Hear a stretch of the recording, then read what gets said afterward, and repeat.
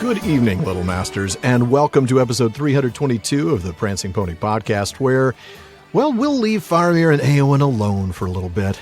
Don't do anything never mind.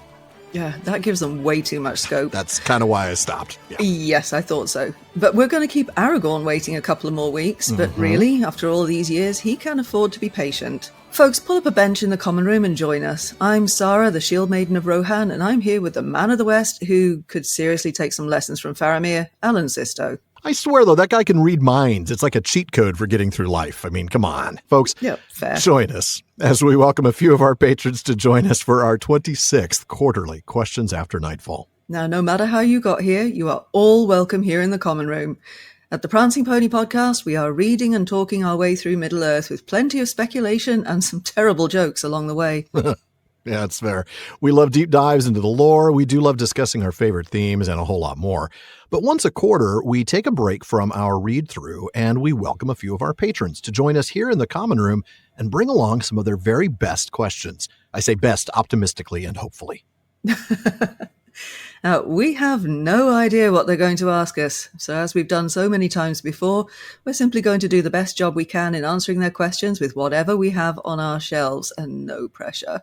And theoretically in our brains, but since our shelves are much fuller, I think we'll go with that. Definitely. So as with previous Questions After Nightfall episodes, aside from possible edits for, nervous coughs or time spent flipping through pages as we and try to figure out an answer, we will be presenting this as it was recorded live. So everything that you hear in the show will have been recorded during this session.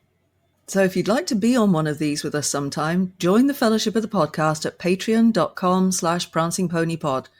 Questions After Nightfall episodes are recorded once a quarter, and patrons at the Elrond's honorarium tier and higher are invited to join. It's just one of the ways that we show our appreciation to those who support the show, giving them the opportunity to join us, make us laugh, make us think, and, well, more often than not, embarrass us in the best possible way. So, unfortunately. Yeah. Well, let's go ahead and get started. Sara, who's up first this time? Well, up first, we have Diane. Diane, welcome, or welcome back, I should say. This is Diane from Philadelphia, and I am honored to be here with such excellent and admirable people. Well said. I have a speculative question. Okay. The Silmarillion is the elvish mythology of creation.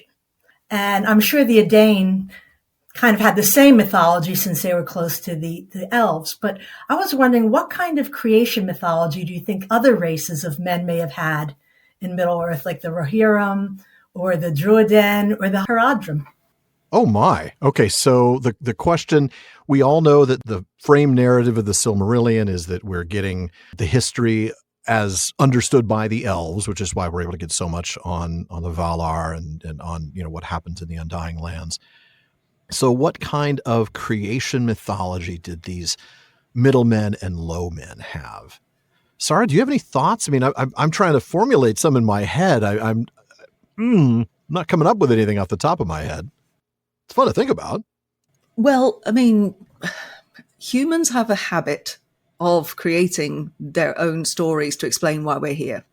So if we're thinking about in the primary world, I can't think of any culture where we haven't got a creation myth. True. Because we need to explain why we're here, right? Mm-hmm. So with the middle and the low men, especially if they hadn't had any contact with elves or not much contact with elves, then they're going to need to come up with their own explanations for why it is that they're there. Okay. Yeah. You can imagine to do with the Rohirrim, they are really rooted in their own culture, really rooted in their history. It's very important to them. Yeah. So you can imagine the fireside tales down the centuries. Right? Yeah, from the Eotheod before their time. Exactly. And you're not telling me there wasn't a Lord of Horses, at some point way, way back when that was actually more than just one of the Mearas. Yeah. A god of hunting and, all that kind of thing. Yeah. They might not have called him Orome, but that's exactly. True. Yeah. Yes. Orome, the frat bro of the Valar.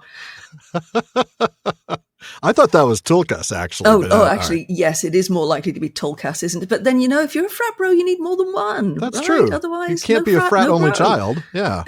Exactly.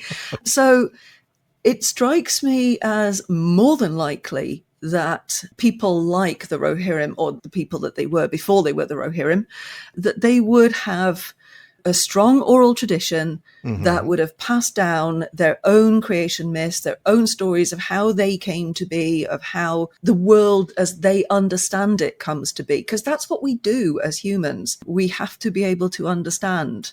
And usually to do that, when we go back to the beginnings, we have to make the stories to help us to understand. Yeah.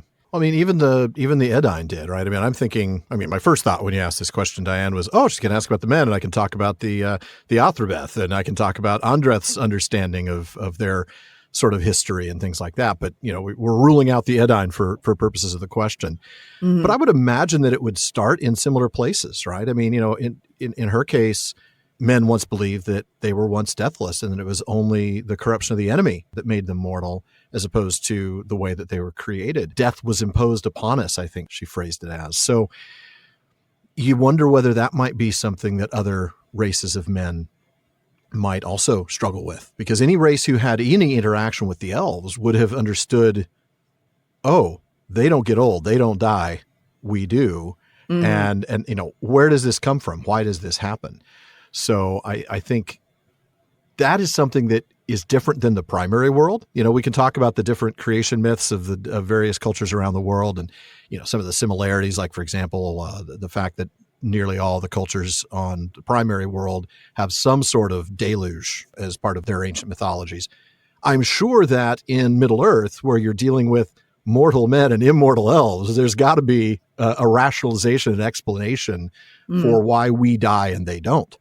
So I think you'd see some elements there. I wonder if the hobbits, what's the one from Adventures of Tom? Fastatokalon, right?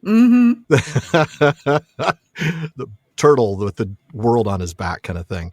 A whale island. That's an interesting question. I do think, like in the primary world, we have mythologies that explain or purport to explain various elements, various things in nature and various things in our existence.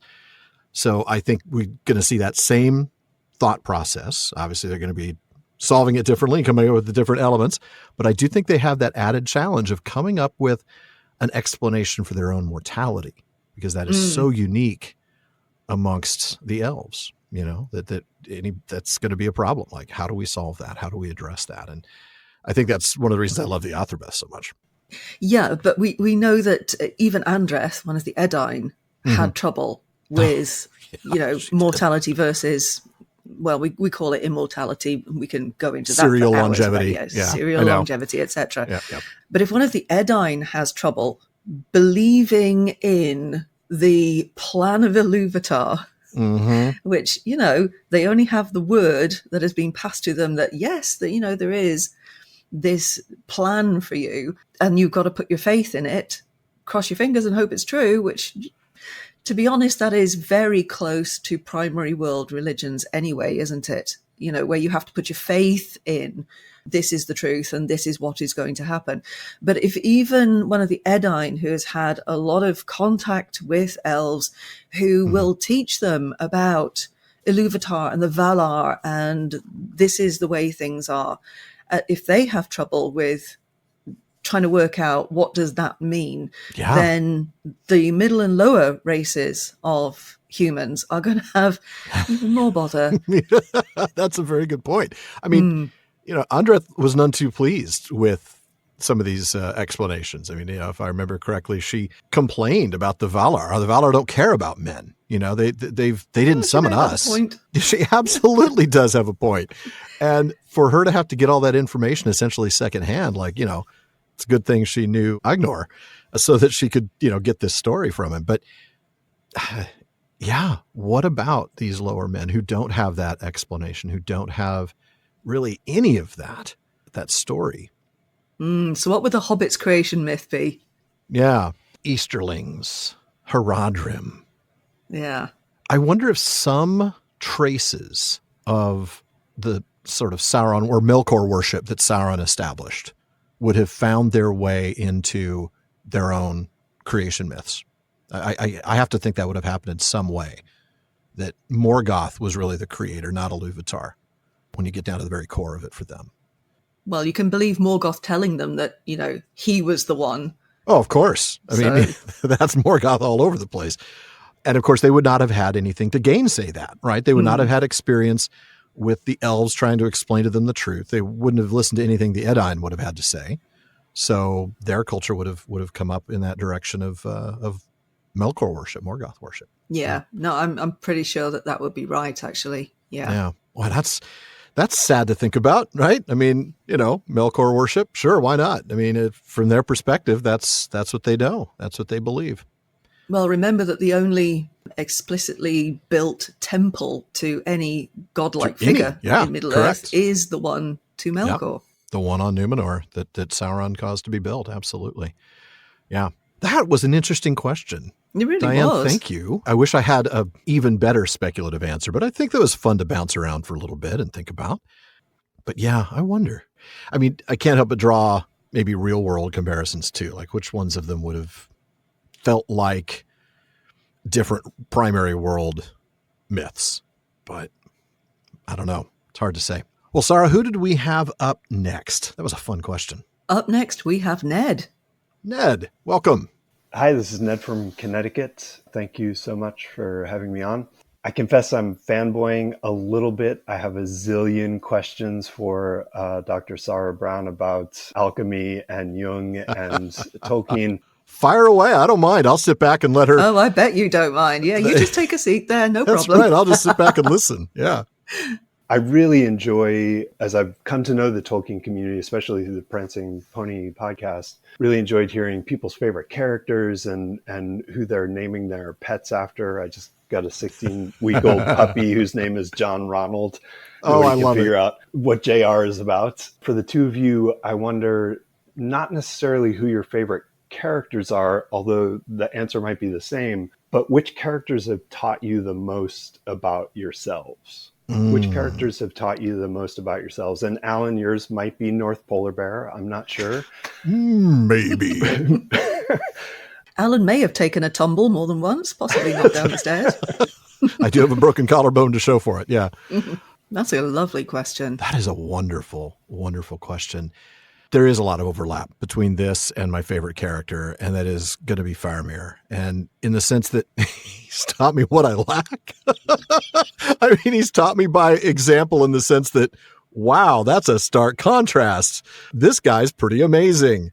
I think the thing that he has taught me in reading Faramir through, over and over is the art of listening and empathy.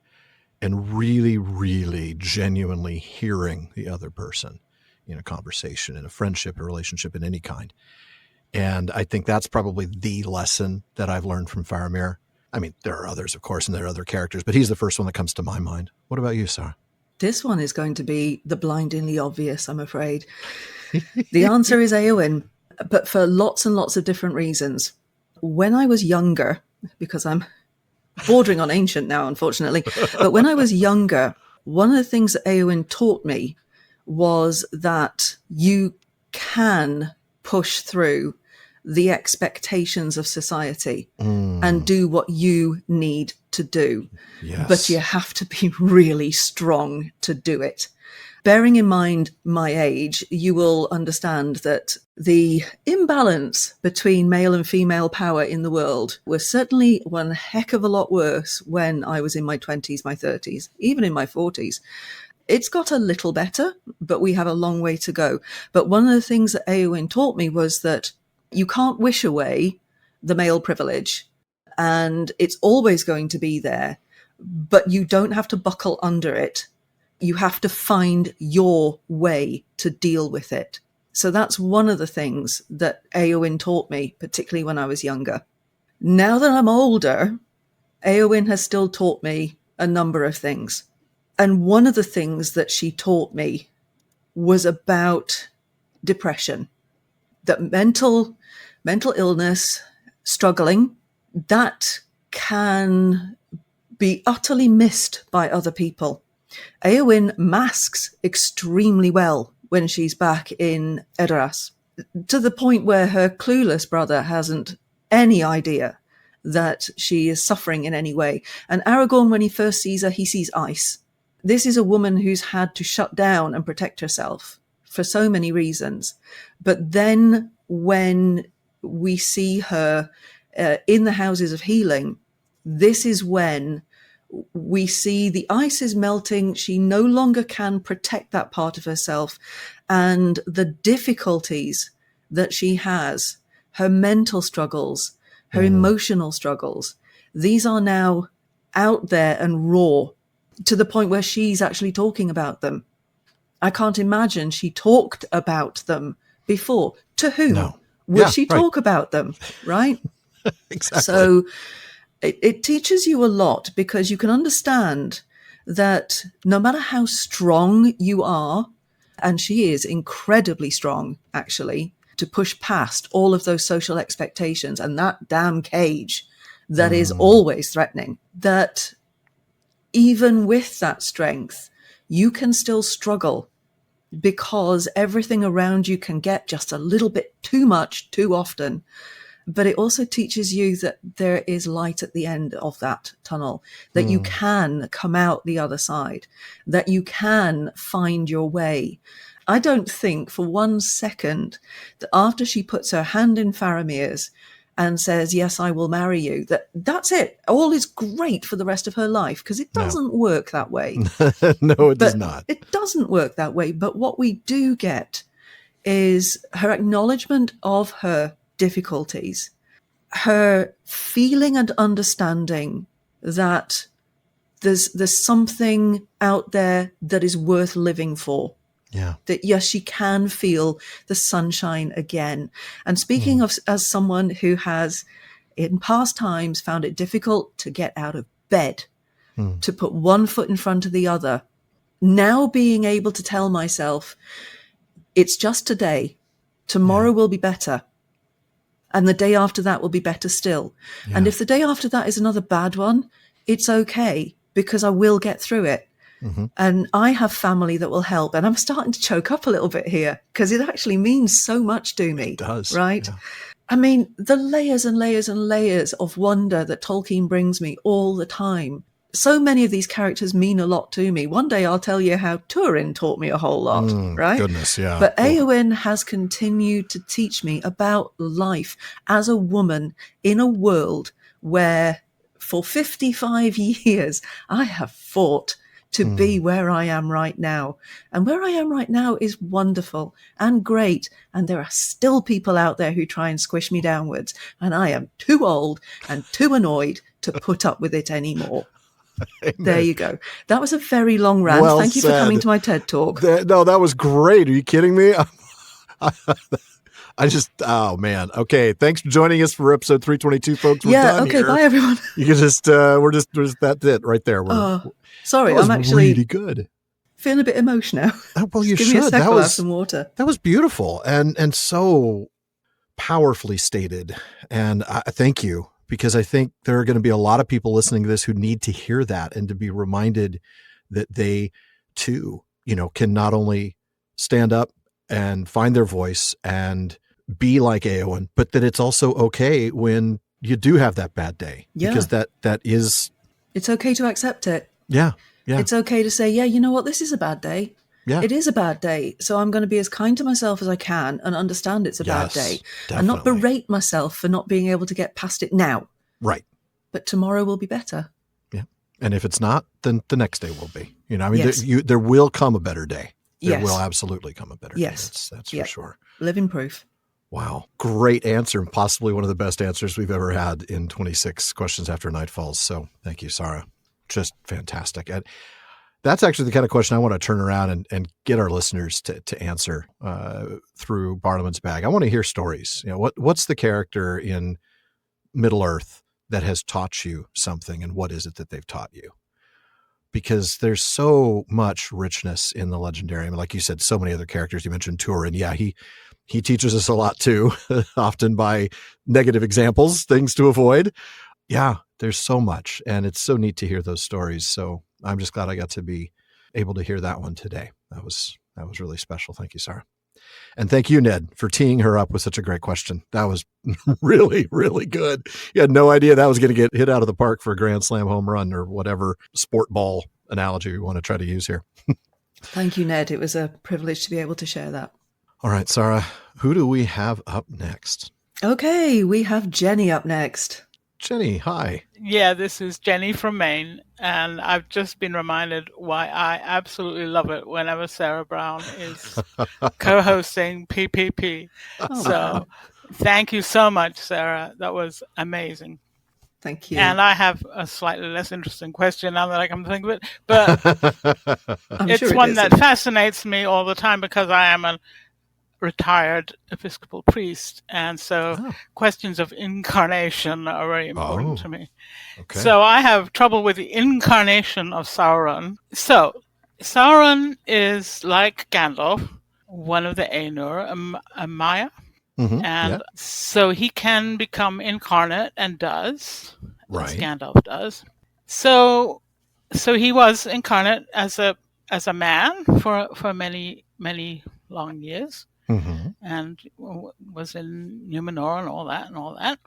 And then it comes to the battle of the Last Alliance. And he is fighting with Gil-galad and Elendil. And presumably he has his ring on. I think that's probably fair to assume. Yeah. All right. So this is another question about his incarnation.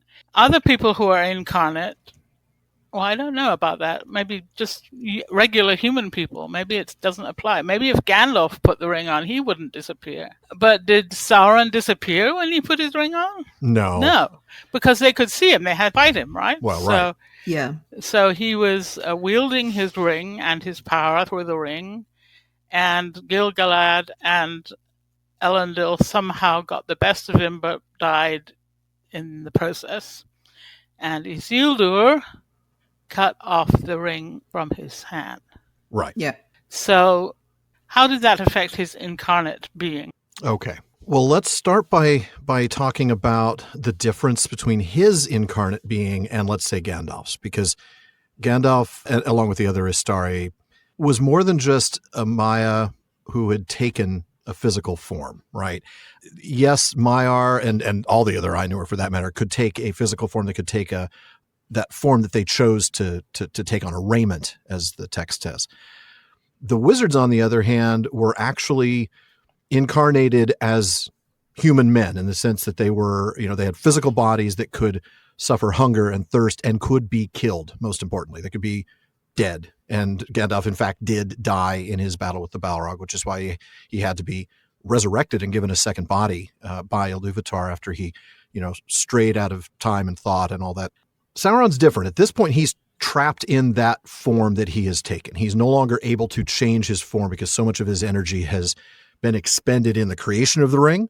And also because Maiar, who there are certain things that a Maya, theoretically a Vala as well, but we don't see that happen, that when they do certain things physically in their form, they become more bound to that form. And I'm thinking, for example, of Melian in the fact that when she begat Luthien, that was like this thing that chained her to her form, that made her unable to necessarily change raiment. Not that she tried, but the point is that she would have been bound by that, or more likely to be bound. Like it's not like a binary toggle switch. It's more like a process. So Sauron, he's stuck in that form that he's got at that point that we see him at the end of the Second Age. So he can never, in fact, he's stuck at that form after the destruction of Numenor. If I think, is that correct, Sara? I don't want to claim that it is and just be wrong. No, he's so busy sitting there laughing and going, ha, ha, ha, look at all the destruction I've wrought. And then he gets washed away, which is a moment of sheer brilliance from Tolkien. It really is. I love it. I absolutely love it. He's like, oh, wow, I've got now the whole fleet's destroyed. Our Pharazôn's gone. I'm going to rule this. Lol, lol, lol, Wait a minute. lol. Oh, Smash. no. Crash. And then, obviously he's stuck in that form forever. So, he's never going to be able to be Anatar again, for instance, or any of these other attractive forms. He's always stuck there. As for the ring, he's not mortal. I think really at the end of the day, Sara, and please tell me what your thoughts are on this, but my suspicion is that a mortal is affected with that invisibility and the other things like the stretching and and all those terrible side effects of the ring, whereas immortal would not be. And that would include Gandalf, even though he's in a physical body, because it doesn't die of old age. It's essentially an immortal body unless it is killed. Right. I mean, I'm agreeing with everything you're saying here. Woo, I want to just that's rare enough that I'm going to take it. Thank you. frame the moment. Seriously. Lucky it's being recorded, right? You can play it over and over. Oh, Sara said I'm right. It's going to be the highlight of my week. Do you know you're getting too good at sarcasm? Well, I've been around too long. I was going to say you've been a really good teacher. So, okay. So to add on top of what Alan was saying there, I think it also depends on how we're defining invisibility. Because I don't think when Frodo puts the ring on, he becomes invisible as such. I think what happens when he puts the ring on is he is pulled into the unseen world. Right. And pulling a mortal body into the unseen world means that the others around him cannot see him. Remember, the Nazgul can. Yep. Because they too occupy the unseen world. One imagines that even Glorfindel might have been able to. Right, because we know he can straddle both. Yes, Yeah. he can be in both the seen and the unseen world because he's Glorfindel, right? Exactly. Exactly. I think that when it comes to Sauron, to go back to your question there, Jenny, I don't think ring on, ring off is what affects Sauron's corporeality, because the ring is a part of him in many ways, because it's filled with him, with who he is. And it doesn't have the same effect on him. For him, it's like channeling light through a magnifying glass, right? So what you get is a stronger beam. That is part of the point of the ring. But for Frodo, who couldn't possibly use the ring because it's just not for him to use, when he puts the ring on, he gets pulled into the unseen world. Now I think we get closer to why Bilbo feels thin, sort of stretched. Yeah. Because he has, on occasions, popped that ring on and off. Oh, Lobelia's coming around again, but I got to pop that ring on. Yeah. The unseen world is not for mortal bodies. No. So I think there's a lot. I know I'm not giving you an answer, but I just think there's a lot at play around this on top of what Alan is saying. And I think it does have a lot to do with this idea of invisibility and what I think, this is just, my theory, what I think is actually happening when the ring goes on. I think you're absolutely 100% right. It's like, how we use immortality as a shorthand for serial longevity. Yes. I think oftentimes we say invisibility. We know what we mean. We talk about the shadow realm and all of that, but you're right. To perhaps somebody who's new to the fandom and new to Tolkien, invisible. Now, you're right that he's not invisible. I mean, Tom Bombadil doesn't even flinch. I mean, there's no distinction for him. No, it's like, what are you doing? You think you're going to go somewhere? Exactly. I mean, if Glorfindel can be in both worlds at once, do we really think that Bombadil can't see both worlds at once? Bombadil's already he's in 17 worlds at once. He is like playing 5D chess while we're playing checkers. Yes. I mean, he's got no truck with the Barrow Wights. I see you, off you pop. Exactly. Right? So, yes, I honestly think there's actually something incredibly interesting about the ring, more than just all the things we talk about in terms of the ring plus Frodo and the ring plus Gollum. Right. I actually think there's a heck of a lot going on there. But yeah, I think so. But yeah, certainly, like you said, it is a focus of Sauron's power. In fact, if anything, Sauron is simply Sauron when he's wearing the ring. When he's not wearing the ring, he is less than, right? Yes. Because he has poured so much of himself in it. That's why when it's gone, he is virtually, he has no physical form, and it takes him He can't hold centuries. himself together anymore. No, he can't. So I think for him, that's invisibility. I mean, that's just not even something he would have thought of. Why would he want to make himself invisible? His visible form of terror and dread is something he craves and relishes and sees as a strength. Jenny. I just have a little follow-up then, because that would explain really something else that has bothered me for 60 years. That would explain why Sauron can't find the ring. Oh, yeah. I always wondered, if it's just in the river, why can't he find it? That's a very good point. Why doesn't he almost inherently know where it is? Exactly. Sort of like a ring radar. Really? That has no more power to do that. Yeah. No, his power has been poured into that ring to the extent that its destruction ends up meaning his destruction. Absolutely. Yeah, I think so. Good question, though. Really good Great question. And it's always fun to talk about, the ring and its effects on mortals and immortals, and talk about incarnation and all of this, because it is so different for regular mortals versus Gandalf and the wizards versus Sauron and all of that. So much fun. Okay, so next up we have Lewis. Louie. Welcome. Hey, hello from South Carolina here. So my question is also about characters, but it's a little bit more lighthearted than Ned's. What I want to know is, who are some of your favorite NPCs in the Legendarium? For any listeners who don't know, an NPC is a non-playable character in a game. Right. And here I mean it to mean someone who's not a major character in the story, right, but who's compelling and makes an impression, and for whom we might not have a complete backstory. Can I guess what Sara's is going to be before you? No, go ahead. Go ahead. I'm sorry. That's okay. So I think of them as like character textual ruins, if you will. Okay. For instance, mine is Círdan, who pops up in every age of the world, but we never really get to meet him.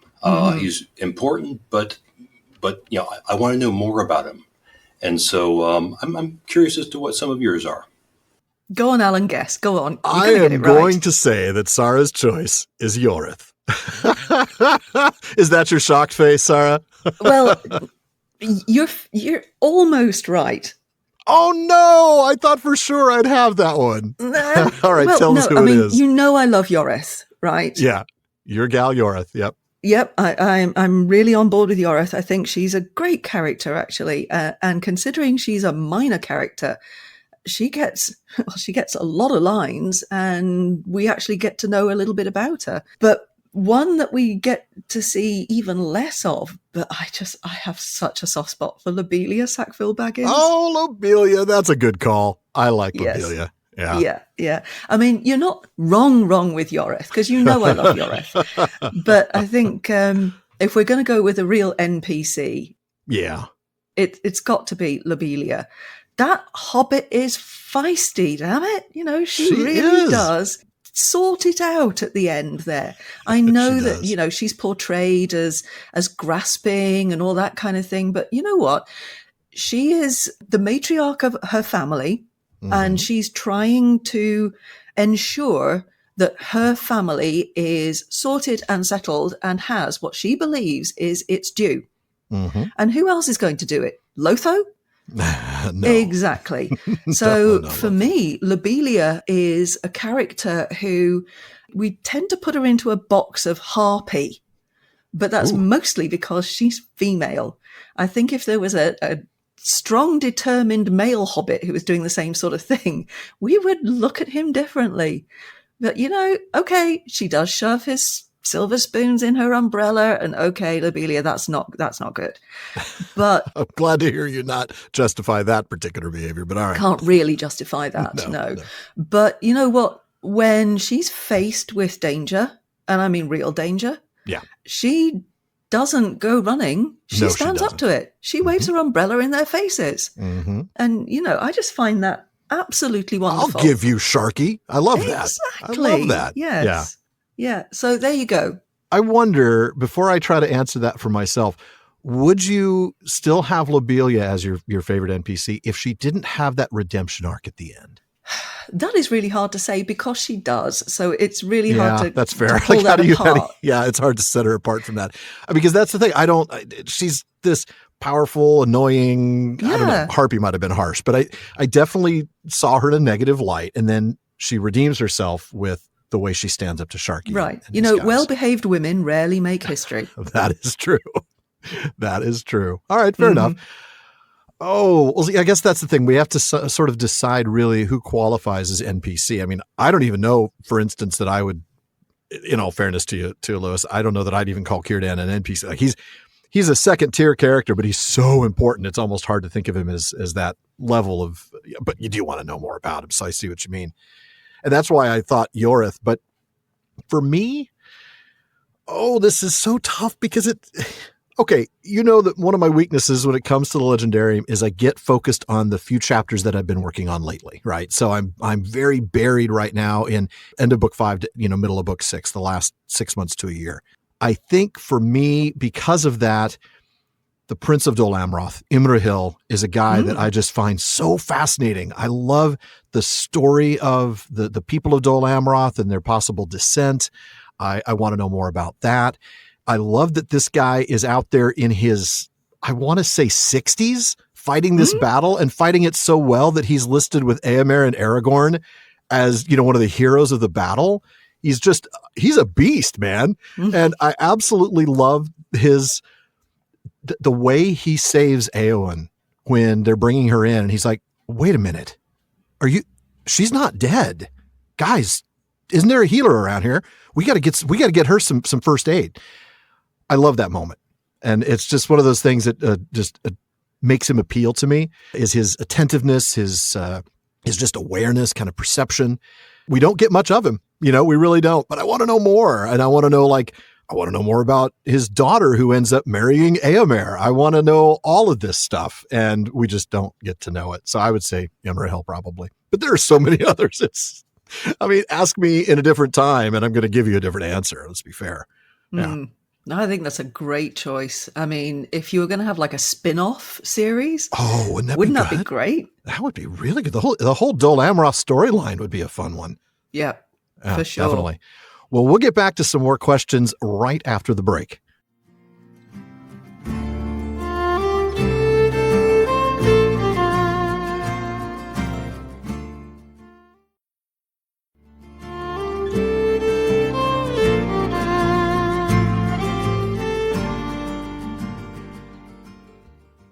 Soon we'll get back to our listener questions, but before we do, we want to remind you that there is a lot more talk going on at the Prancing Pony podcast than just us and our handful of guests tonight.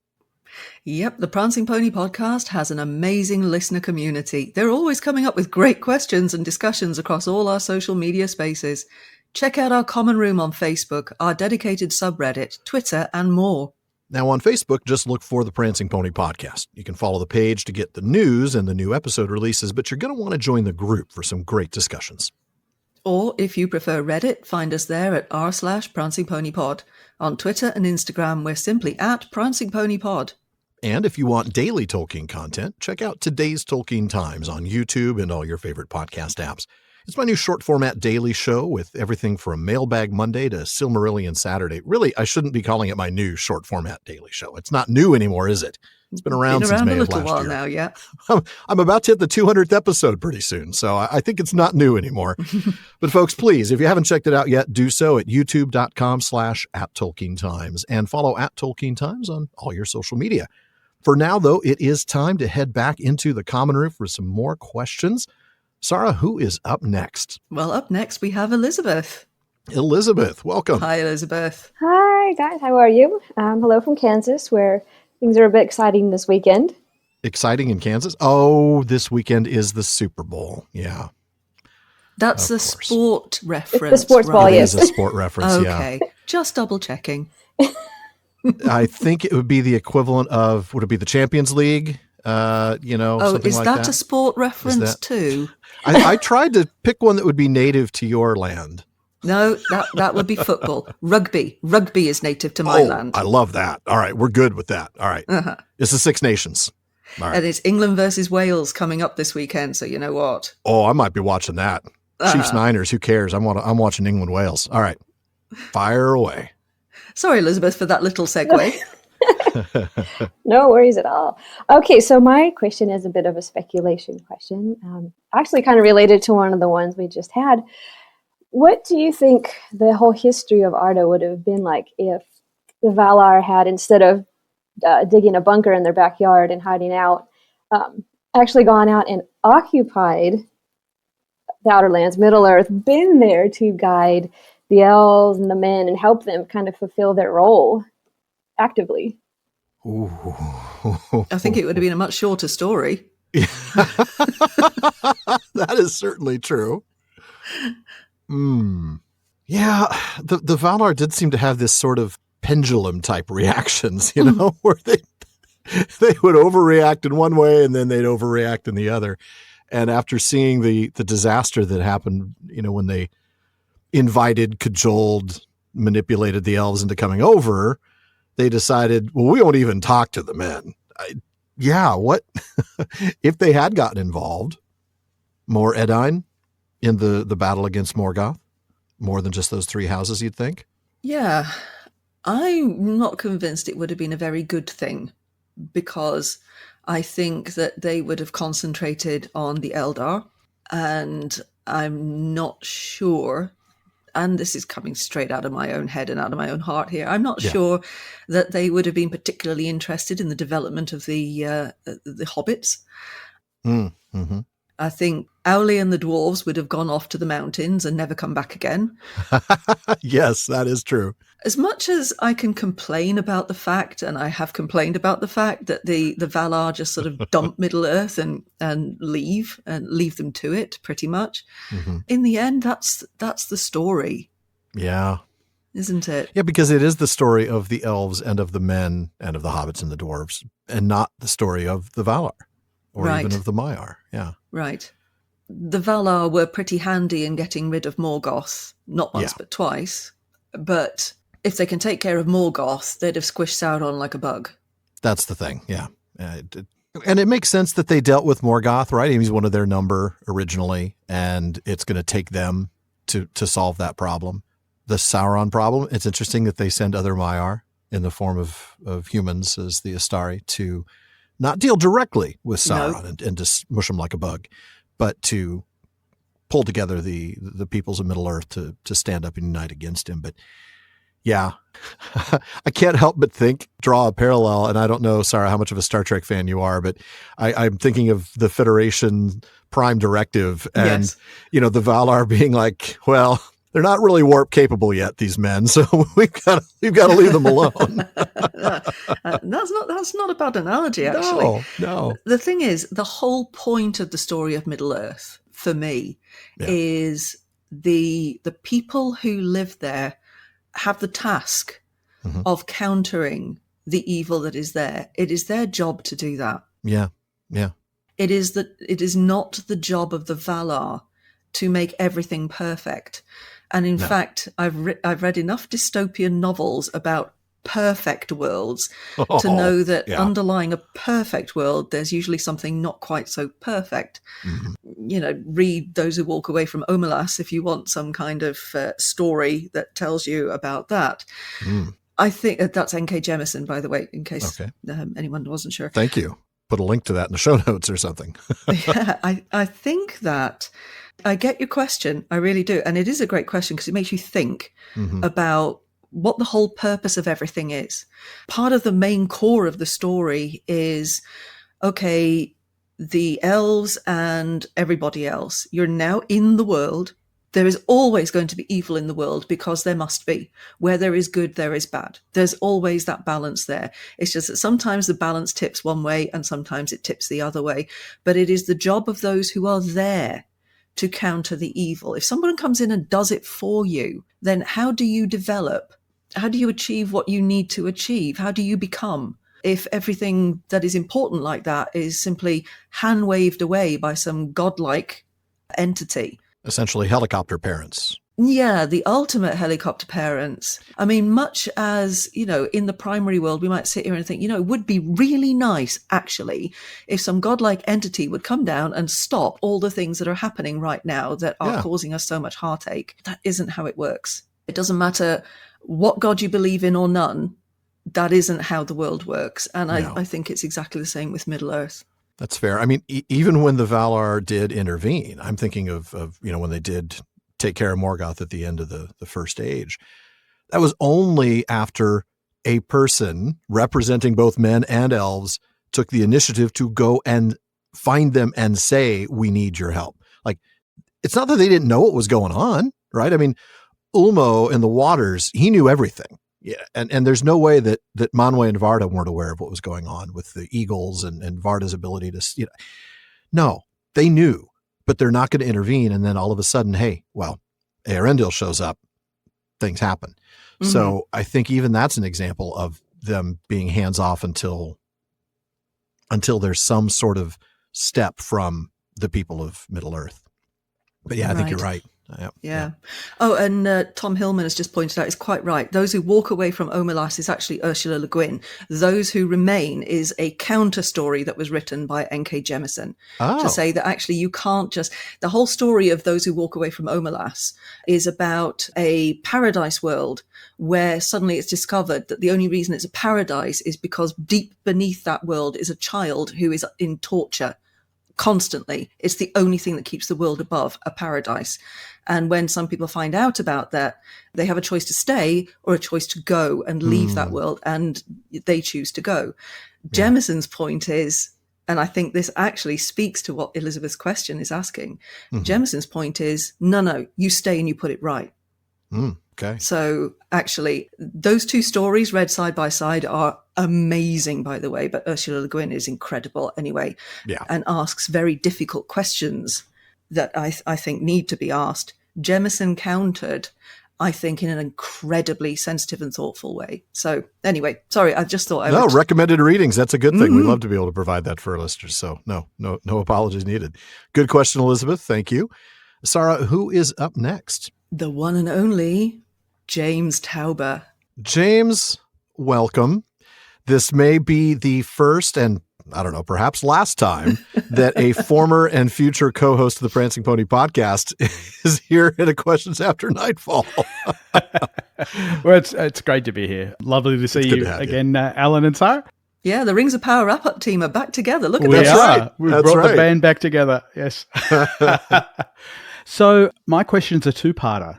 The first is specifically for Sara. I would love to know, Sara, what you found is most misunderstood about Éowyn. Mm-hmm. And then the second part's just a more general question of what other characters, not Lobelia, we've already talked about her, other than Lobelia, what other characters do you think are most misunderstood? Ooh, I like that question a lot. But we'll start with, I want to know, what do people most misunderstand about Éowyn? Okay. This is actually quite easy for me because this is something I've talked about before and in fact formed part of the paper I gave at Oxenmoot last year. And that is that I believe that when people read Éowyn deciding that I will be a shield maiden no more, I will be a healer, that is Tolkien's misogyny stepping forward and shoving Éowyn right back into that cage. I'm just going to be a wife and a mom, and I'm not going to do all of that dangerous stuff anymore that is outside of my purview as a little woman in Middle-earth. No, wrong. Thanks for playing. We're going to need a judge's ruling on that. No, I don't even think we need a judge's ruling on that. It's obvious, yeah. No, I mean, I genuinely think that's a misreading. And I think that comes about if you haven't paid attention to Éowyn's arc as a whole. Go right back to where we first meet her in Edoras. What I notice immediately from the very beginning, and then particularly in her conversation with Aragorn, who does behave a bit like a doofus when he talks to her, just saying, is her lack of choices. Her choices are taken away from her. The expectations on her of what she must do because she is a woman. In a woman's body, she is expected to behave like this, to do actions like this.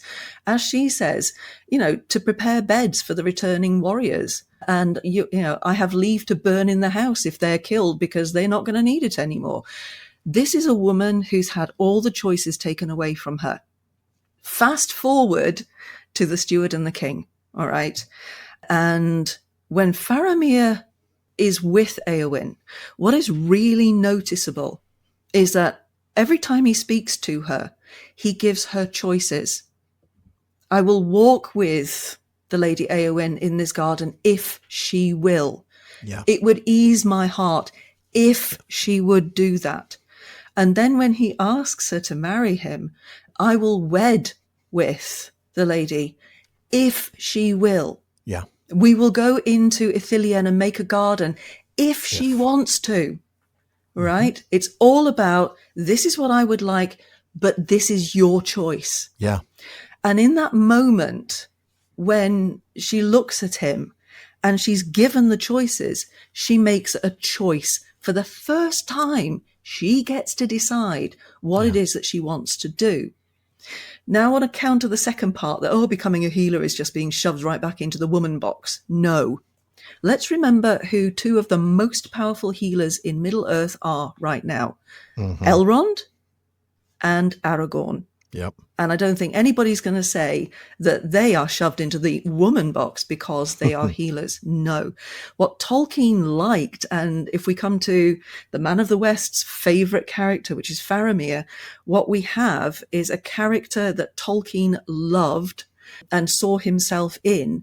And Faramir is one of the most balanced individuals in the whole of Middle-earth. Yeah. He balances masculinity and femininities together to be a incredibly brave soldier, but also a scholar, a thinker, a sensitive person who actually is not afraid of his own emotions and quite happy to put it right out there, raw and wriggling, right? He sure does. I mean, he lays it on the line. He more does. Times He than puts his heart on the line for Éowyn. And I can totally admire him for that. Now let's look at Éowyn. She has demonstrated that she too is balanced, but until this moment, she hasn't had the choices to accept both sides of herself. In deciding to marry Faramir, her choice, she finally accepts that the Denethor and the Éowyn are both equal and both her. Yeah. So there you go.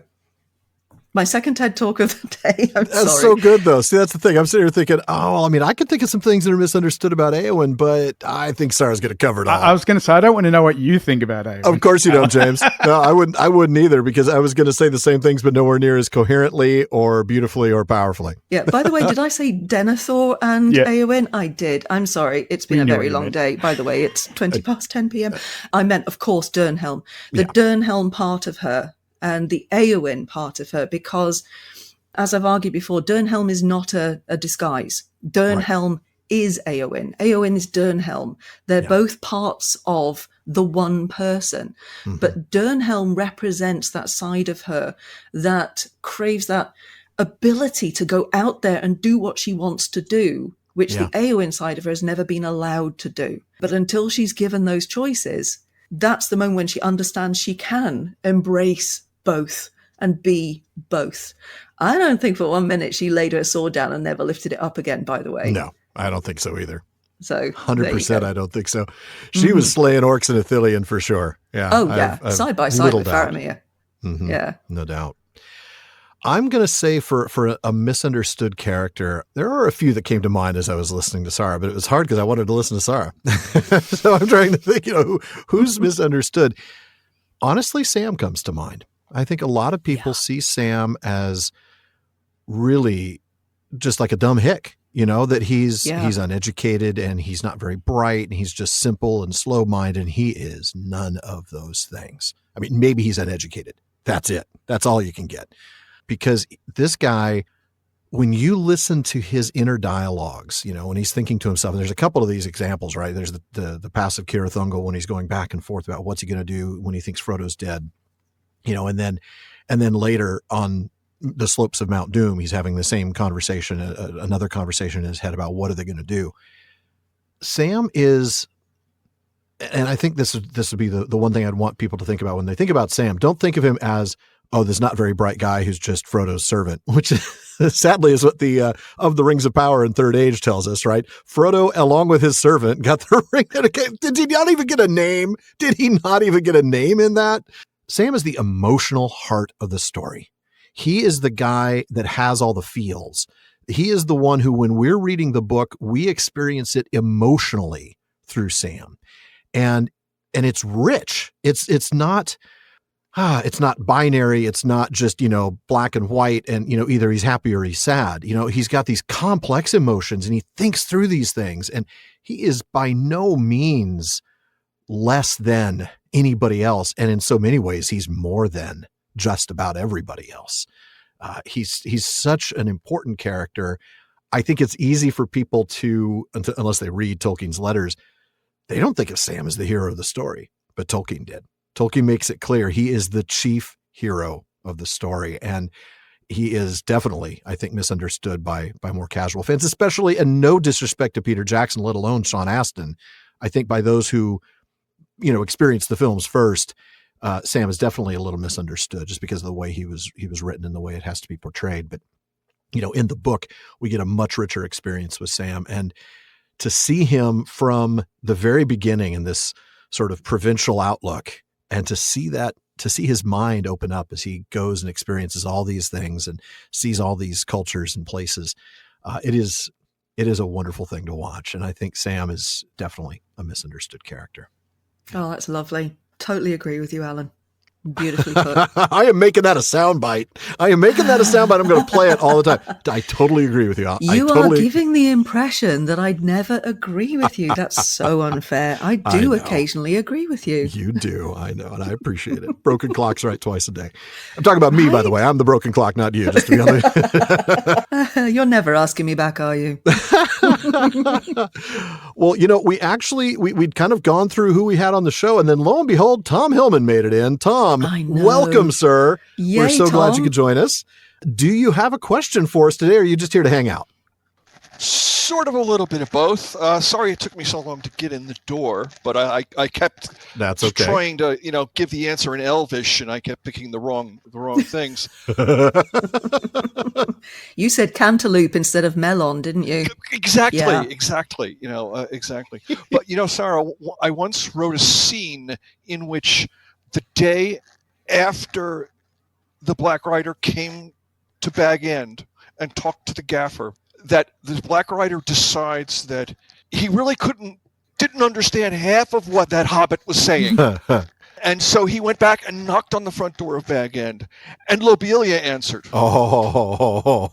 And began hitting him with her umbrella. Yes. Bye-bye, Spoons Camille. flying everywhere. Yeah. Throwing leftover spoons in his general direction, too. Exactly. Oh, that would be Exactly. hilarious. What a great scene that would have been. I never thought of you as a fanfic writer, Tom. Fragments of the long-lost diary of Tamul, Oh, the Easterling? Black Easterling. Yeah. It was found like in tatters on the slopes of Mount Doom by Gondorian archaeologists in the Fourth Age. And he's got a spoon stuck through his head. I love it. Okay, here's a question I was thinking of the other day. I mean, you have to forgive me because I've been stuck in the Book of Lost Tales for like over a year now, continually going over it and over and over, thinking about it in my head. Okay, now Tolkien says in one of his letters that the ring could only have been unmade by someone with greater smithcraft than Sauron. Okay, so Aule, right, could have unmade it. He's also a more powerful being anyway. Morgoth could have unmade it. But here's the question. One of the things I picked up when reading the Book of Lost Tales is that it's just wonderful, because one thing Melkor wants is he wants to know how the Noldor figured out how to make jewels. And they won't tell him. Right. And that just makes him mad. And he gets madder and madder and madder, and he gets more and more desirous of the jewels. So here's a question. And Feanor Feanor actually tried to make more Silmarils, but couldn't. Apparently because he didn't have the materials anymore. Okay. But here's the question. Could Feanor have unmade the ring? Ooh. In other words, is he of greater smithcraft? Uh-huh. My initial hunch is yes. Let's go to that letter, though. I want to try to find that. I believe that's actually in letter number 131. And so that's the famous letter to Milton Waldman, where Tolkien is desperately trying to get the Silmarillion published alongside the Lord of the Rings. And yeah, in fact, it is. I've just confirmed that. I'm looking at it here. And he's explaining that for Sauron to have gained as much power as he did, to rule the empire that he did, he had been obliged, Tolkien writes, to let a great part of his own inherent power pass into the One Ring. While he wore it, his power on Earth was actually enhanced. That goes back actually to an earlier question, Sara, where we were talking about the ring as this focal point and this enhancer of his power. Yep, that was Jenny's question. Exactly. But even if he did not wear it, Tolkien explains, that power existed and was in rapport with himself. He was not diminished, unless some other seized it and became possessed of it. If that happened, the new possessor could, if sufficiently strong and heroic by nature, challenge Sauron, go on and on and on, and then usurp his place. This was the essential weakness Sauron had introduced into his situation in his effort to enslave the elves. But there was another weakness. If the One Ring was actually unmade, annihilated, then its power would be dissolved. Sauron's own being would be diminished to vanishing point, and he would be reduced to a shadow, a mere memory of malicious will. But that he never contemplated nor feared, And one of the reasons is exactly what Tom said. The ring was unbreakable by any smithcraft less than his own. It was indissoluble in any fire, save the undying subterranean fire where it was made, and that was unapproachable in Mordor. Okay, so there are two ways it could be destroyed, either in the fire, the cracks of Mount Doom, which is obviously what we get the Lord of the Rings, conclusion. But the other option would have been smithcraft equal to or greater than that of Sauron. Feanor? I think so. I think 100%. Wasn't he the greatest craftsman ever, period, full stop? Or is it just of the children of Iluvatar? Tom mentioned Aule. Yeah. So there is that. But we already know that the Valar won't interfere. So Aule's not going to come along with his hammer and pulverize the ring into dust.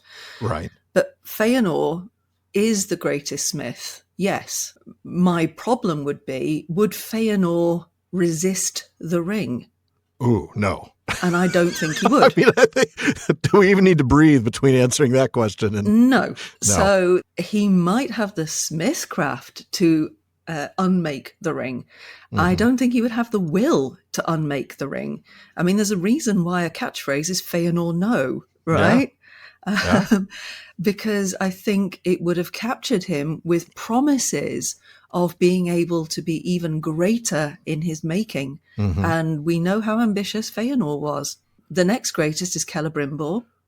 And he, of course, made rings of power, but he did not make the one ring. And one could argue that those rings, since they were essentially enslaved to the one, clearly he didn't have the power to make rings that could... That this ring was therefore more powerful and therefore more than Celebrimbor could have done. Yeah, I think that's a logical conclusion, yeah. Yeah, James is pointing out that Feanor would have made the ring himself if he could. 100% he would have. Occurred to him? Yes, absolutely. Yeah, and can you imagine the disaster that would have been? I mean, the Silmarils were disaster enough. Yeah, they were. So yeah, I think that the problem comes down to if Feanor wasn't on the naughty step in Mandos already, then I think that if somebody said, "Hey, Feanor, here's a ring. You're a great craftsman. Please unmake this ring," he'd have gone, "Ooh, pretty ring," and that would have been. Yeah, I think you're absolutely right. The problem. I mean, in other words, could he? Yes. Would he? No. But I do think that Feanor's craftsmanship was such that he would have been able to. I think he was a greater smith even than Sauron. Yeah. Yeah, because Sauron couldn't have made the Silmarils. No. Morgoth couldn't have made the Silmarils, and Morgoth was more powerful than Sauron. Exactly. Yeah. So, yes. Great point from Tom there. Tom is saying the only way Feanor might have resisted the ring is if he was indignant that he hadn't thought of it first. Let me destroy this ring and then I'll make another one. I'll make my own and it will be better. I'm going to reverse engineer this first, then destroy it, and then use the materials to make my own. Yeah, that's 100% Feanor right there. Yeah, I agree. What a great question, though. I like that question, yeah. Yeah. Plus, it gave us a chance to read from letter number 131, and I'm never going to turn down an opportunity to read from letter number 131. It's again with my shocked face. It's the PPP's drinking game. Water, everybody. Water, please. All right. Well, that does it for the first round of questions, but I think we have time, as long as they're not seriously difficult questions, to get through a second round. Sara, who do we have up first in the second round? We have James. James, welcome back. It's only been a few minutes. What do you have for us? Okay, so of the great tales, you've got Beren and Luthien, you've got the Fall of Gondolin, and you've got the Children of Húrin, the Túrin Turambar story. Of those three, in Lord of the Rings, we find out a lot about Beren and Luthien. They get talked about all the time. We get a good sense of what the story is. Mm-hmm. We find out a little bit about the Fall of Gondolin. Gondolin even gets a mention in The Hobbit. Yeah. But Túrin is only mentioned twice in Lord of the Rings. Yeah. One time he's described as an elf friend, mm-hmm. and the other time we're told that he's good with swords, which I think is not really telling the whole story, is it? No, it kind of misses the point. And so my question is, why do you think that, from an in-story point of view, mm-hmm. why is it, or even from Tolkien's composition point of view, why is the story of Túrin so overlooked in The Lord of the Rings compared to the other great tales? Man, can you imagine trying to retell the tale of Túrin during The Lord of the Rings and have it fit as well? The Beren and Luthien bit comes in because we need to connect Aragorn back to know that his lineage is important. Yeah. And we also have that moment with Sam and Frodo when we're talking about, the great tales go on and all that kind of thing. Mm-hmm. And I can see how that would really fit because the Tale of Beren and Luthien is a moment of hope as well. Yes. Yeah. Right? 100%. Túrin, not so much. No. I love the name check he gets in the Council of Elrond. Yes. As an elf where friend. we are informed that, he was this great personage. And of course, Elrond is that repository of memory. Yeah. He knows all these things from he does. being around at the time, right? So I'm just trying to imagine. I mean, and that's the thing. Those two stories are relevant to the Lord of the Rings, right? The tale of Aragorn and Arwen ties in so closely with Beren. It seems so strange to me that the way you would describe Shelob's hide as being so thick that not even a sword wielded by Túrin or Beren. Beren's mentioned both times. Túrin yeah, that's true. Yep. But we don't know anything else about Túrin. No. The name Túrin appears more in the appendices because there was a Gondorian steward called Túrin than because of Túrin, the son of Hurin. It just seems, I wonder if in world where the Bilbo had a real thing against Túrin and so wanted to erase him from history. I don't know. It's just funny that we don't find out until the published Silmarillion who he was. Well, I think, and Lewis actually hits on this in the chat, but it's exactly the point I was going to make. Is I think the whole thing about Shelob's hide is it's from underneath, like Túrin killed Glaurung. And so to people who would know the story of Túrin, they would get that reference. It's a textual ruin to those of us who don't, and that's the point. Like you said, why name this guy? Yes, he's good with swords. Just ask Beleg. But, that's not. Ouch. That's what he said. It's a really, that's the thing. It's the relevance of the story. I think, James, you hit on it a little bit when you were mentioning this. It's like, okay, we've got, well, and then, sorry, you really hit it on the head. We've got to have the story of Beren and Luthien because it's the story of hope, and it's basically one capstone of the Aragorn Arwen story, that the two tales bring things back together. We have to know it because we have to know Aragorn's lineage as a descendant of Luthien, therefore having these special, healing powers that all the kings of Gondor have had. And then also to tie those family lines back together again. The story of Gondolin, less so. And so we do get less of it, right? There's some references, but not that much. Like you said, James, we get references to Gondolin in The Hobbit, but that's more about the swords. It's about these first stage swords. Yeah. Túrin, I don't know. Like, what do we need to know about Túrin in order to get through the Lord of the Rings or to have a deeper comprehension of it? Oh, it's such a rough story too. It's such a, the tone and the sorrow over and over. If there's one story that Tolkien's written that maybe doesn't fit his own definition of fairy, it is the tale of Túrin Turambar. There is no eucatastrophe. This is a story that ends terribly. It's unremitting grimness, isn't it? Yeah, yeah. In the grim dark of the first age, there is only sorrow, to play on a Warhammer 40K thing. That's going to be a very narrow crossover. So yeah, it's brutal. So I think that's probably why we don't see it, is there's just not the relevance to it, to the story in the Third Age to know more about Túrin. I don't know. I don't have a decisive answer. Sara? Nope, same. I think it's great that we get some references because tying in the Third Age with all the way back into the First Age is always important. You need to know where you've come from. And we need to know that when we're in the world of the Third Age, that this is a world with historicity. Yes. It adds to the verisimilitude, doesn't it, of the world, because we know that it is embedded in historicity. And so we get these references to these old things, these old stories, these things that happened ages before. And I think that the Túrin references, I think Tolkien chose very well. Let's just pick that bit and that bit and that bit and leave. We're going to leave the rest out. Yeah. Yeah. Because the story of the Lord of the Rings is dark enough in places. Mm-hmm. Oh, yeah. Very much so. Yeah. That would be my answer. I agree. And I think, you mentioned it earlier with the tale of Beren and Luthien being a story of hope. I think at the end of the day, even the Gondolin story is a story of hope. I mean, yes, Gondolin falls. Yes, it is a tragic story. But at the end of the day, Eärendil comes from that story. Right. And that is, central to so much of the Lord of the Rings. And we even see him as Sam is looking up through the cloud rack in Mordor. And I think that makes it inherently relevant and important to the core of the Lord of the Rings, whereas the Túrin story just isn't. And that's why you just get the casual side glances of, well, Túrin, the elf friend, the guy that's really good with swords. Yeah. And of course, no Eärendil, no Elrond. No, absolutely. No Elrond, no Aragorn.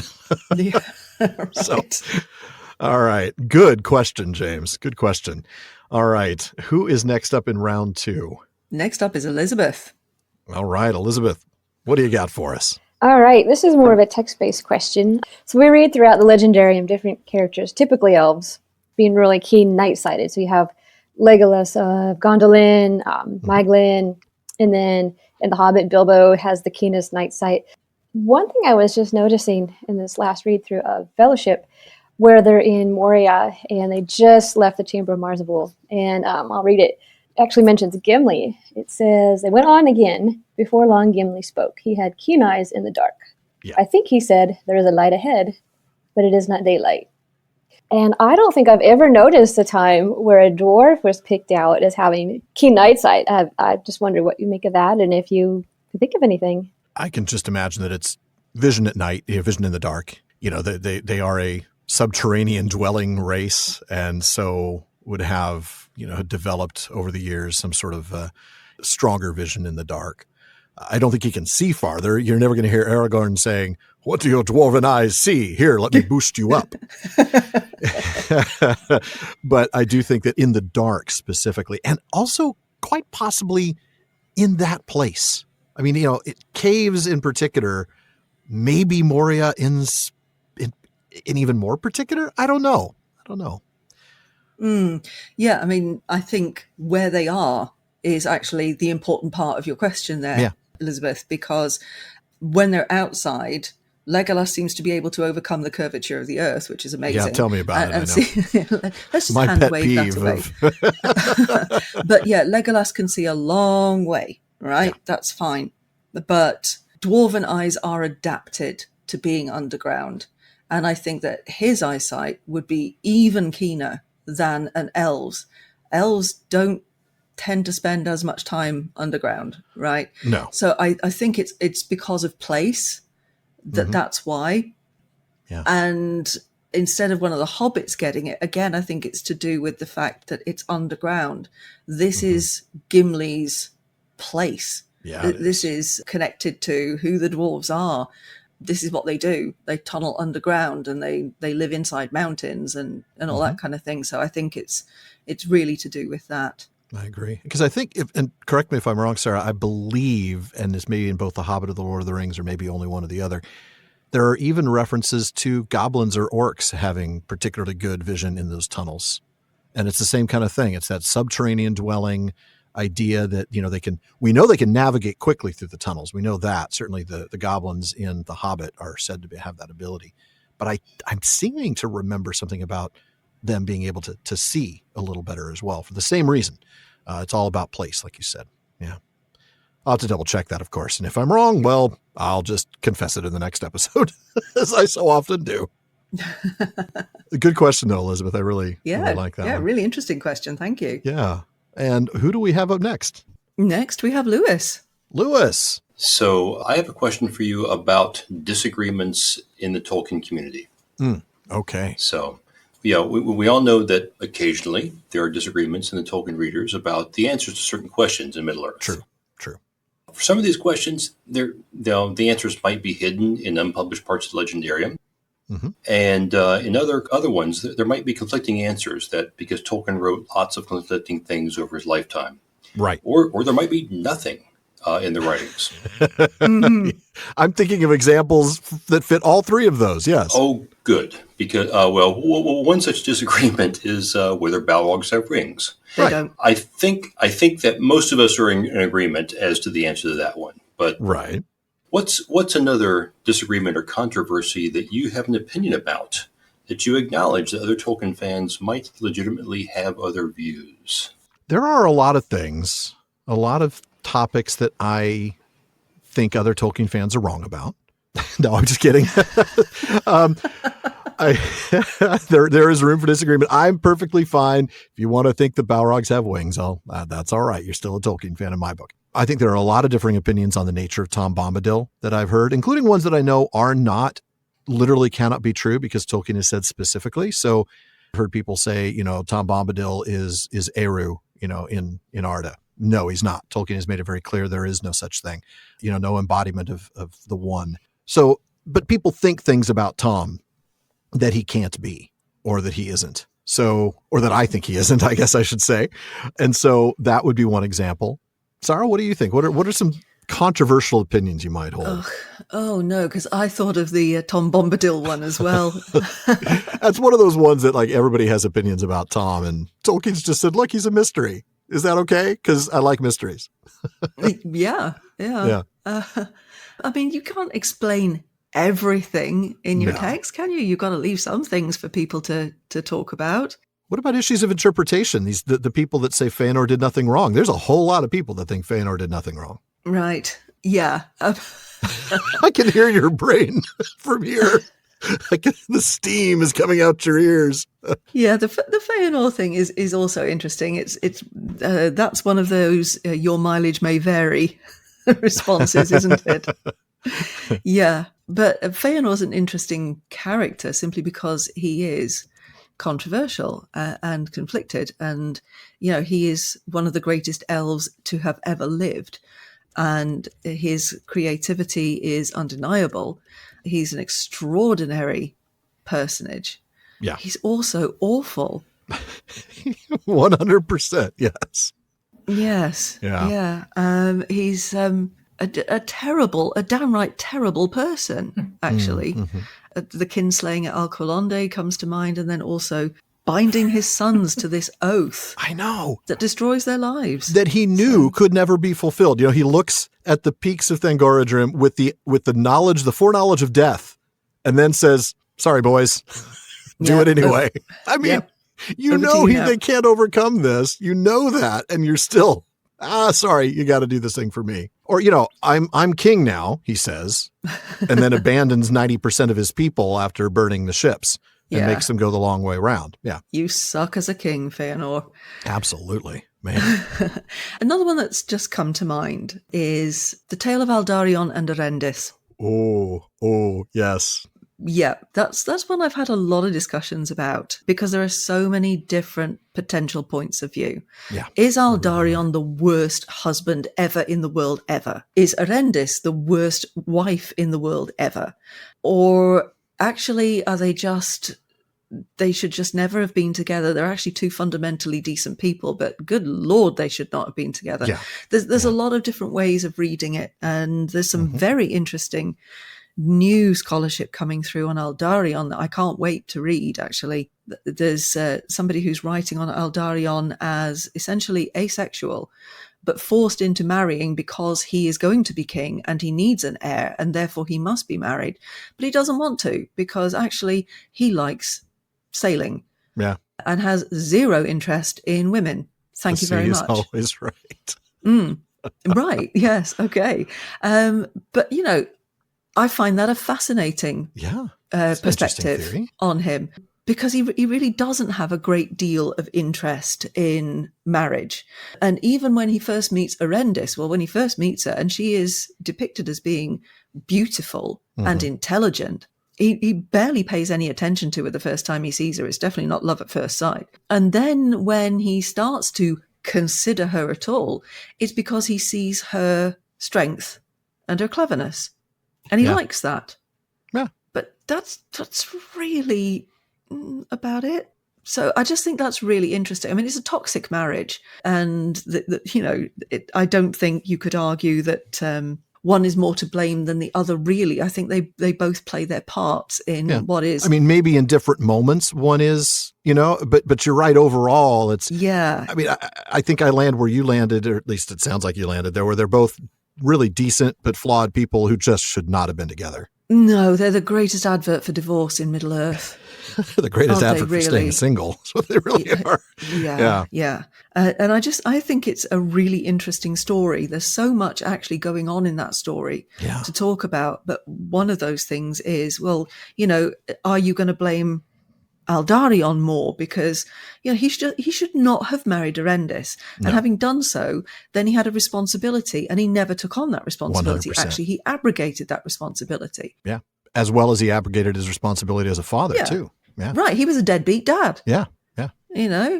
He just decided, oh, well, I've had a kid. That's it. My duty's done. I'm going to go off sailing now. See you in 15 years. Like, and he was told, you can't do this because although you are of the blood of Elros, and so you're going to live a very long time, Arendis is not. And she'll be long-lived, but nowhere near as long as you. And this is not fair. No.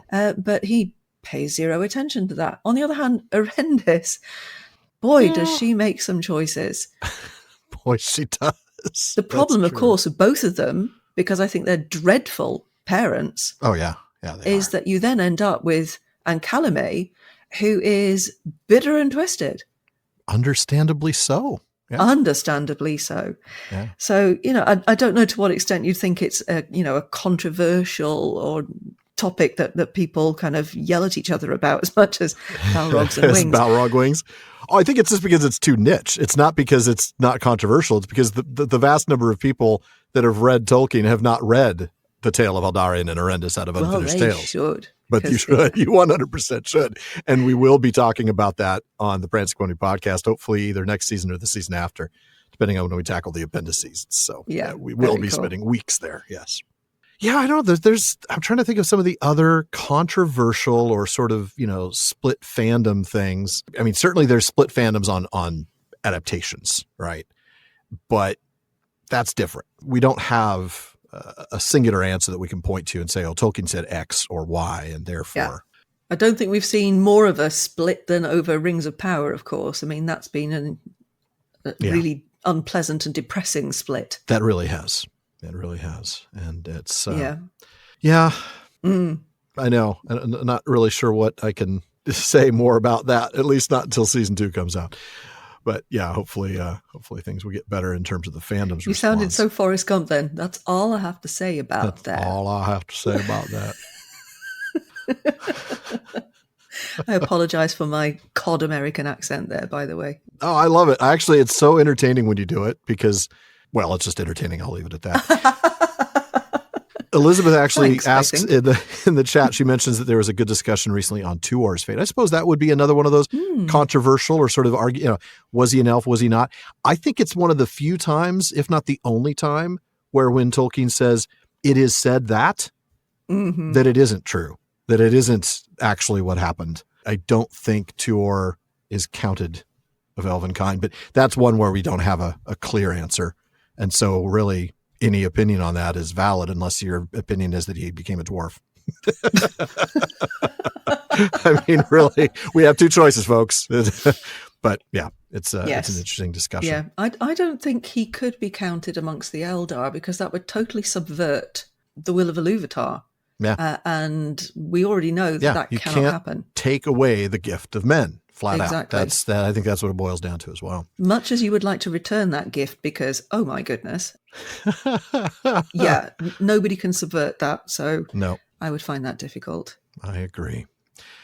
Well, we do still have time for a couple of more questions, I believe. So who is next on the list? Next up is Tom. Tom.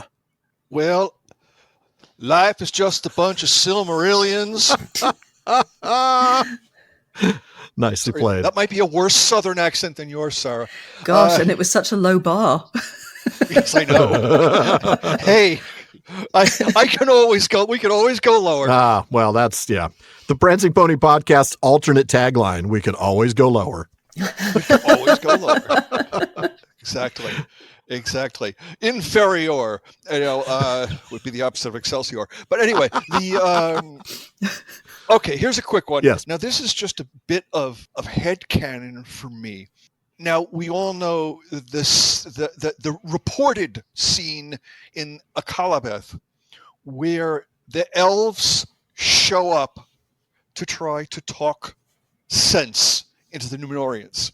And my thought is Finrod must be with them. Who else would come? So I just want to know what you think. That's all. I like the idea of Finrod being there. So do I. Wow, I really like that. It would make the most sense, having been the one, the Eldar who first encountered men. And therefore might be thought of as understanding them the best. Right. Who clearly loved them and really took many of them under his wing. And I mean, yeah, you've got to think that's their ace up their sleeve, so to speak. If you're the elves in Amon and you're trying to figure out, all right, who do we send over there? Who's our celebrity, somebody or other that we can send over there that has the cachet, that has the influence with these people? Well, Finrod's the guy, isn't he? Yeah, I can't see them sending Jane Q. Elf, because you really do need to have somebody, with a bit of gravitas and a bit of heft. Maybe Feanor gets a little special dispensation from the halls of Mandos to go and tell them. Do you see Feanor as a diplomat? No. And I don't even want to think about what he would have thought of men, by the way. Oh, no. He'd have thought of them as bug beneath his heel. Seriously. Yes. The most inferior things ever. Yeah, it makes total sense for it to have been Finrod. I like that idea, actually. I do too. And it's one I hadn't even thought about. I love headcanons. Headcanons are awesome. Right. And there's nothing that says it can't have been, because the text doesn't tell us who it was, therefore it could have been anybody. Yeah, and that's why headcanons are awesome, because it's not written down anywhere and we're filling in the gaps. Yes. And I like that. Oh, man, that is a good one. I'm all about that one, Tom. I love it. And it makes our Pharazôn even more of an absolute idiot. Oh, because, yeah. I mean, if you don't listen to Finrod, you're done. Yeah. There is no hope for you. No, none whatsoever. Well, folks, that does wrap it up for another episode of the Prancing Pony Podcast. But join us again next week when we celebrate Tolkien Reading Day, also known as Not Alan and Sara Talking Day. Excuse me? No one puts Alan in the corner. Oh, wow. I didn't think you were going to put... okay. Well, fair enough. Listen, I can do pop culture references, I'll have you know. I'm impressed. I was impressed. Okay. So this year's theme is service and sacrifice, and it's going to be great. Folks, Alan and I want to thank the members of Team PPP. Editor Jordan Rannell's probably the most patient person in the world. Barliman Becca Davis, social media manager Casey Hilsey, event and Patreon community coordinator Katie McKenna, graphic artist Megan Collins, and website guru Phil Dean. And please take a minute to check out the prancingponypodcast.com. It's where you're going to find our show notes, our outtakes, Prancing Pony Ponderings, as well as the online storefront where you can get some of that really cool PPP merch, including chapter-specific artwork from Megan. And please take a moment to visit our library page.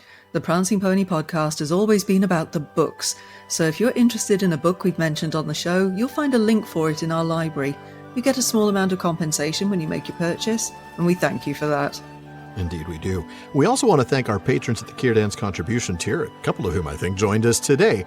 I'll start with DeMay in Alaska, Chad in Texas, Lance in New Jersey, Paul in Colorado, Joseph in Michigan, Kathy from North Carolina, Carlos in California, Brian in the UK, Ned from Connecticut, Jerry from Washington, Joe in Washington, Erwin from the Netherlands, Ben in Minnesota, Anthony in Texas, Karen in the UK, Zaksu in Illinois, Brian in Texas, Sarah in New Jersey, and Joshua in Massachusetts.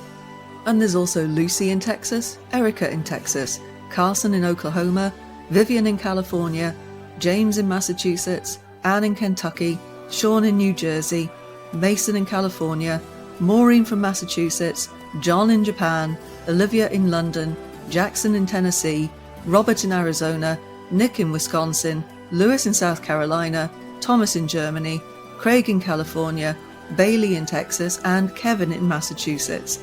Thank you all so very much for your support. Indeed. Thank you very much. Now make sure you don't miss any episodes of the Prancing Pony Podcast. Subscribe now through Spotify, Apple Podcasts, Amazon Music, or your favorite podcast app. And of course, one last thing, as always, don't forget to send your thoughts, comments, and most of all, your clarifications, refutations, or argumentations about any of our answers tonight, except for Sara's. You can't pick any of those apart. To Bartleman at theprancingponypodcast.com. Thanks for that. I appreciate it. Well, I also don't want any of my listeners to be, slain. Oh my goodness, my reputation goes before me. It has indeed. If you want your voice literally heard, folks, please just send us audio of your question. You can visit podinbox.com/prancingponypod and record your question for us. Please be sure to still email the question to Barleyman, though. Even though Barleyman's been a lot more reliable lately, there's still a lot of mail to sort through. We'll try to get to you just as soon as we're able. As always, though, this has been far too short a time to spend among such excellent and admirable listeners. But until next time. Alvar.